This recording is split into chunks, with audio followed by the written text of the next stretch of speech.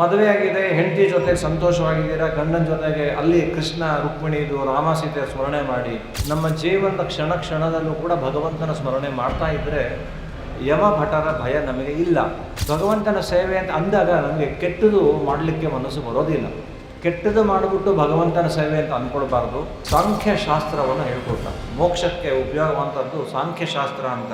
ಈ ಸಂಸಾರ ಬಂಧನಕ್ಕೆ ಏನು ಕಾರಣ ಅಂತ ನಮಗೆ ಅದನ್ನು ಐಡೆಂಟಿಫೈ ಮಾಡೋಕ್ಕೆ ಬರ್ತಿಲ್ಲ. ಅಂದರೆ ಸೃಷ್ಟಿಯ ಆದಿಯಲ್ಲಿ ಭಗವಂತನ ನಾಭಿಯಿಂದ ಕಮಲ ಬಂತು. ಕಮಲದಲ್ಲಿ ಬಂದಾಗ ಏನೂ ಕಾಣಲಿಲ್ಲ, ಕತ್ಲು ಕತ್ಲು. ತಪಸ್ ಮಾಡುವಂಥ ಶಬ್ದ ಕೇಳಿಸ್ತು.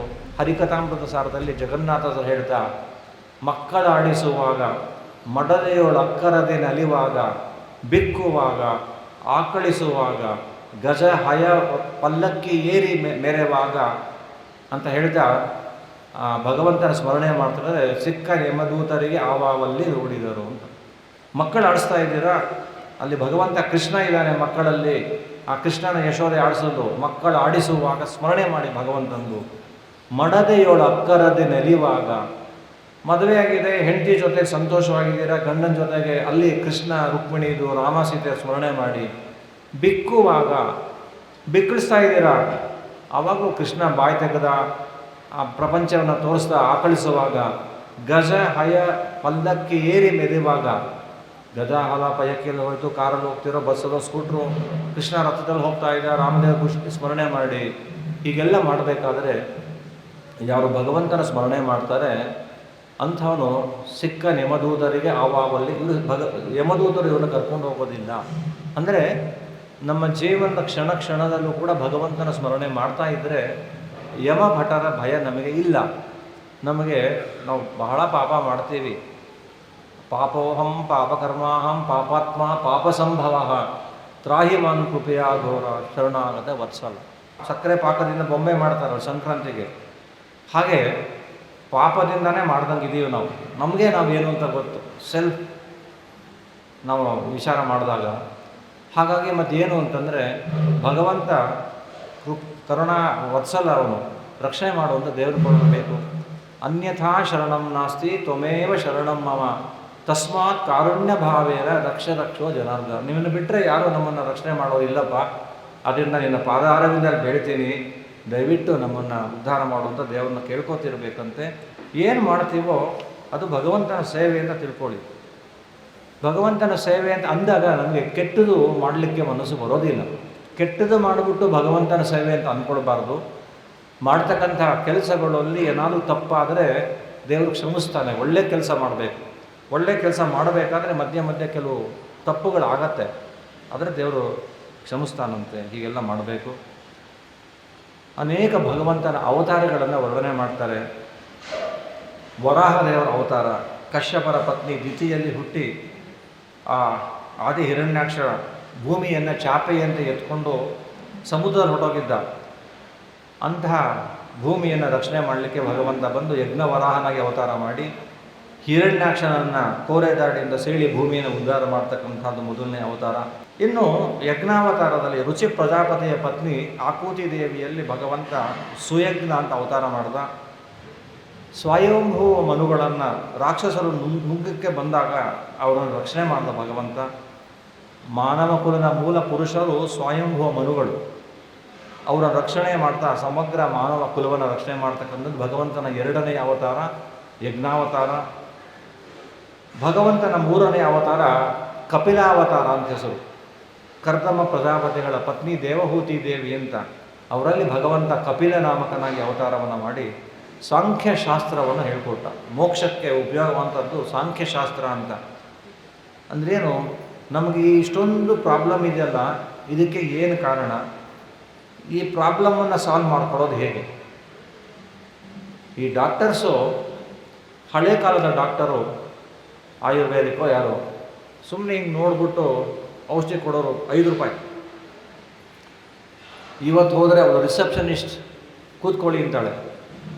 ಕೂತ್ಕೋಬೇಕು, ಒಂದು ಅರ್ಧ ಗಂಟೆ ಆದಮೇಲೆ 1 ಅವರ್ ಕಾಯಿಸ್ಬಿಟ್ಟು ಡಾಕ್ಟ್ರು ಇದೆಲ್ಲ ಟೆಸ್ಟ್ ಮಾಡಿಸ್ಕೊಂಬಂದ್ಬಿಡಿ. ಏನು urine test, blood test, scanning, MRI, ಅದಕ್ಕೊಂದು 5,000 10,000 ಆಯಿತು. ಮಂಡೇ ಬನ್ನಿ, ತಿರ್ಗಾ ಮಂಡೇ ಎಕ್ಸ್ಟ್ರಾ ಕನ್ಸಲ್ಟ್. ಫಸ್ಟ್ ಇವತ್ತು ಕನ್ಸಲ್ಟಿಂಗ್ ಚಾರ್ಜಸ್ ಬೇರೆ, ಮಂಡೇ ಕನ್ಸಲ್ಟಿಂಗ್ ಚಾರ್ಜ್ ಬೇರೆ, ತಿರ್ಗಾ 1 ಅವರ್ 2 ಅವರ್ ಅದೇನೋ ಟಿ ವಿ ನೋಡ್ಕೊಂಡು ಕೂತಿರಬೇಕು. ಡಾಕ್ಟ್ರ್ ಕರೆದ್ಬಿಟ್ಟು ಈ ರಿಪೋರ್ಟ್ ಎಲ್ಲ ನೋಡ್ಬಿಟ್ಟು ರಿಪೋರ್ಟ್ ಎಲ್ಲ ನಾರ್ಮಲ್ ಆಗಿದೆ, ನೀವು ಏನೋ ನೀವು ಬರ್ಕೊಡ್ತೀನಿ ತೊಗೊಂಡು. ಅಂದರೆ ಈ ಡಾಕ್ಟರ್ಗೆ ಇವ್ರು ಆಗಿರೋದು ಏನೋ ಒಂಚೂರು ತಣ್ಣೀರು ಪಾನಕ ಕುಡ್ದಿದ್ದ ನೆಗಡಿ ಆಗಿದೆ ಅಷ್ಟೇ. ಪಾನಕ ಕುಡಿದ್ಬಿಟ್ಟಿದ್ದ ರಾಮನವಮಿಗೆ ನೆಗಡಿ ಆಗಿಬಿಟ್ಟಿದೆ. ಆ ಹಳೆ ಕಾಲ ಡಾಕ್ಟ್ರು ಏನೋ ಹೊಟ್ಟೆ ನೋವು ಅಂತ ಹೋದರೆ ನೆನ್ನೆ ಹಲಸಿನಣ್ಣು ತಿಂದಿದ್ರಾ ಅಂದ್ರೆ, ಹೌದು ನೆನ್ನೆ ಹಲಸಿನಣ್ಣು ತಿಂದಿದ್ದೆ, ಸರಿ ಇದನ್ನು ತೊಗೊಳ್ಳಿ ಸರಿ ಹೋಗುತ್ತೆ ಅಂದ್ಬಿಟ್ಟು 5 ರೂಪಾಯಿ ಇಸ್ಕೊಡು. ಹಾಗೆ ಈಗಿನ ಡಾಕ್ಟರ್ಗೆ they are not able to identify what is the problem without so many test. ಹಾಗೆ ಈ ಶಾಸ್ತ್ರದ್ದು ಅದೇ ಹಣೆ ಬರ ಅಂತ ಹೇಳ್ತಾರೆ. ನಮಗೆ ಈ ಸಂಸಾರ ಬಂಧನಕ್ಕೆ ಏನು ಕಾರಣ ಅಂತ ನಮಗೆ ಅದನ್ನು ಐಡೆಂಟಿಫೈ ಮಾಡೋಕ್ಕೆ ಬರ್ತಿಲ್ಲ. ಜ್ಞಾನಿಗಳಿದ್ದಾರಲ್ಲ ಅವರು, ಇವ್ರಿಗೆ ಯಾಕೆ ಕಾರಣ, ಇದು ಯಾಕೆ ಹಿಂಗಾಗಿದೆ ತಿಳ್ಕೊಂಡು ಅದು ಸೊಲ್ಯೂಷನ್, ಅದಕ್ಕೆ ದೊಡ್ಡವ್ರು ಬೇಕು ಅಂತ ಹೇಳ್ತಕ್ಕಂಥದ್ದು. ಈ ಋಷಿ ಮುನಿಗಳು ಇದನ್ನೆಲ್ಲ ತಿಳ್ಕೊಂಡಿದ್ರು, ಅದಕ್ಕೆ ಜ್ಞಾನಿಗಳು ಮುಖ ನೋಡೇ ಹೇಳ್ಬಿಡೋರು. ಕೆಲವು ಡಾಕ್ಟರ್ಸ್ ಇದ್ದರು, ಅವ್ರು ಹೇಳಿದ್ನಲ್ಲ, ಅವರು ಸುಮ್ಮನೆ ಹಿಂಗೆ ಮುಟ್ಬಿಟ್ರೆ ಸಾಕು ಏನಾಗಿದೆ ಅಂತೇಳಿ. ಏನು ಈಗ ಯಾರೋ ಪಾಪ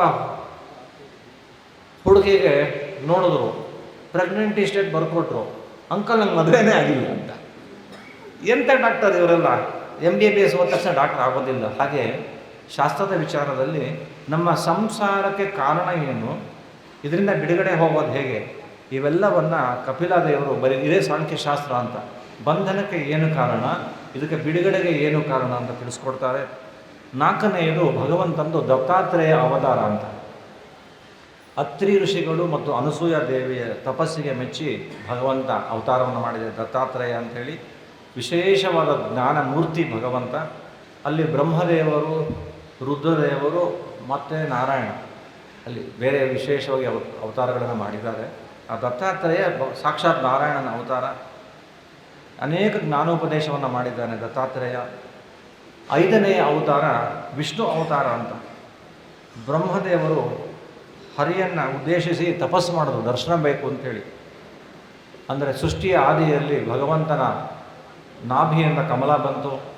ಕಮಲದಲ್ಲಿ ಬಂದಾಗ ಏನೂ ಕಾಣಲಿಲ್ಲ, ಕತ್ಲು ತಪಸ್ಸು ಮಾಡುವಂಥ ಶಬ್ದ ಕೇಳಿಸ್ತು.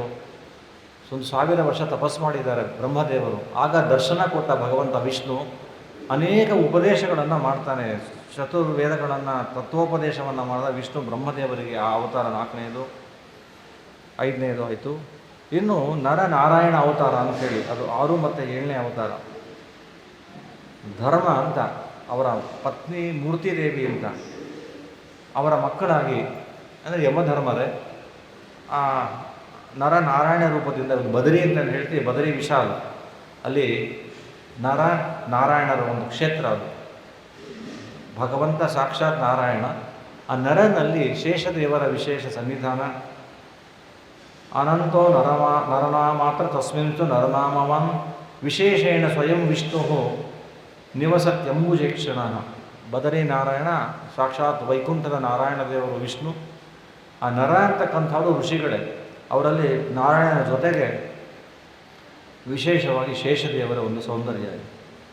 ಏನಪ್ಪ ನಾರಾಯಣನ ವಿಶೇಷ ಅಂತ ಹೇಳ್ತಾರೆ. ಭಗವಂತ ಭೂಮಿಗೆ ಬಂದಾಗ ಸಾಮಾನ್ಯ ಜನರಂತೆ ನಡ್ಕೊಳ್ತಾನಂತೆ, ತಾನು ದೇವರು ಅಂತ ತೋರಿಸ್ಕೊಳ್ಳೋದಿಲ್ಲ. ಹಾಗೆ ತಪಸ್ಸು ಮಾಡ್ತಾ ಇದ್ದಾನೆ ಈ ಬದರಿ ಕ್ಷೇತ್ರದಲ್ಲಿ. ಭಯಂಕರ ತಪಸ್ಸು ಅಂತ. ಭಯಂಕರ ತಪಸ್ಸು ಅಂದರೆ ಆ ಚಳಿ ಬದರಿನಲ್ಲಿ ಇವರೇನೋ ಅನೇಕ ದಿವಸ ಇರ್ತಾರೆ ಅಂತಂದರು. ನಾವು 3 ದಿವಸ ಇರೋದೇ ಕಷ್ಟ. ಫಸ್ಟ್ ಡೇ, ಸೆಕೆಂಡ್ ಡೇ, ಇನ್ನು ಯಾವತ್ತು ವಾಪಸ್ ಹೋಗ್ತೀವಿ, ಅಷ್ಟು ಚಳಿ ಆಗಿಬಿಡುತ್ತೆ ನಮಗೆ. ಅಂಥದ್ರಲ್ಲಿ ಆ ಅಲಕನಂದ ನದಿಗಳಲ್ಲಿ ಮುಳುಗಿ ಸ್ನಾನ ಮಾಡಿ ತಪಸ್ಸು ಮಾಡ್ತಿದ್ನಲ್ಲ, ಅದನ್ನು ಭಯಂಕರ ತಪಸ್ಸು ಅಂತ ಹೇಳಿದ್ದು. ಆಗ ಇಂದ್ರದೇವರು ಅಪ್ಸರಾ ಸ್ತ್ರೀಯರನ್ನ ಕಳಿಸಿದ್ರಂತೆ, ಇವರು ತಪಸ್ಸು ಭಂಗ ಮಾಡಬೇಕು ಅಂತ. ಸರಿ, ಆಶ್ರಮಕ್ಕೆ ಬಂದಾಗ ನಾರಾಯಣ ದೇವರು, ಬದ್ರಿ ನಾರಾಯಣ ಹಿಂಗೆ ತೊಡೆಯನ್ನು ನೋಡಿದ್ರು. ನಾರಾಯಣ ದೇವರ ತೊಡೆಯಿಂದ ಹುಟ್ಟಿದ್ದೇ ಊರ್ವಶಿ. ಆ ಊರ್ವಶಿ ಬಂದು ನಾರಾಯಣ ಆಶ್ರಮದಲ್ಲಿ ಕಸ ಗುಡಿಸ್ತಾ ಇದ್ರಂತೆ, ಕಸ ಹೊಡಿತಾ ಇದ್ದಾರೆ. ಅಪ್ಸರ ಸ್ತ್ರೀಯರು ಬಂದರು. ಅವರ ಮೀರಿದ ಸೌಂದರ್ಯ ಊರ್ವಶಿಗೆ. ನೀನು ಯಾರು ಅಂದರು. ಈ ಆಶ್ರಮದಲ್ಲಿ ಕಸ ಗುಡಿಸೋಳು ನಾನು, ನನ್ನಂಥವ್ರು ತುಂಬ ಜನ ಇದ್ದಾರೆ ಕಸ ಗುಡಿಸೋರು, ಬನ್ನಿ ನೀವು ಗುಡಿಸ್ತೀರಾ ಅಂತ. ನಾವು ಏನು, ನಾನು ರೊಂಬೆ ಮೇನಕ್ಕೆ ಅಂತ ಎಲ್ಲ ತಪ್ಪಾಯ್ತು ಒಂದು ಕಾಲಿಗೆ ಬಿದ್ದರಂತೆ. ಅಂಥ ಎಷ್ಟು ಜನ ಸೃಷ್ಟಿ ಮಾಡೋ ಯೋಗ್ಯತೆ, ಅಂಥ ವಿರಕ್ತರು ನಾರಾಯಣ ದೇವರು ಋಷಿಯ ಒಂದು ಅವತಾರವನ್ನು ಮಾಡಿದ್ದಾರೆ.